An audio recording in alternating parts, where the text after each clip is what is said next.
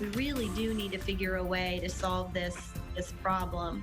The problem is internet. We look into the challenges and possible solutions for kids to get better internet in Ohio's most rural areas.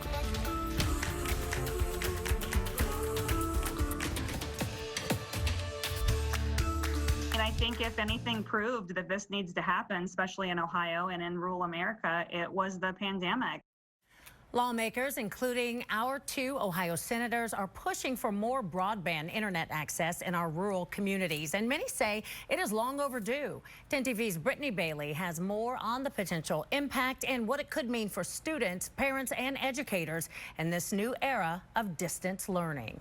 Cooper and Mason Kidwell are brothers who recently became stay-at-home classmates. Beginning, it was really awesome, and then I just got tired of it. It was a little stressful, and you kind of got used to it as it went on, but then it would still be stressful at times. Add to the mix mom Missy Kidwell, who was working from home where DSL is the only option.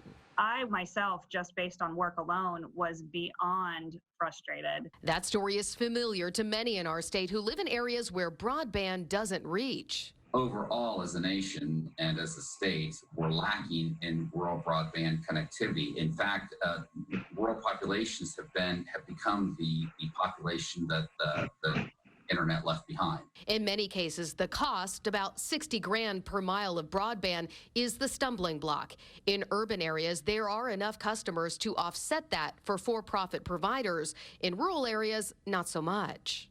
From telehealth to education to economics, the economic impact and economic development, it affects largely every aspect of rural life. So lawmakers, including Ohio's 2 senators, introduced the Rural Broadband Acceleration Act, which would put more than $20 billion toward the effort and speed up the process already in the works. We really do need to figure a way to solve this problem.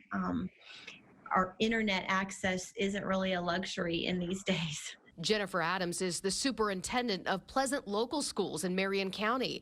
And while 90% of her students have access, she worries about the 10% who don't, along with her colleagues in nearby districts. In fact, she joined others on a letter to the local state senator. It shouldn't be based upon where you live that you have access.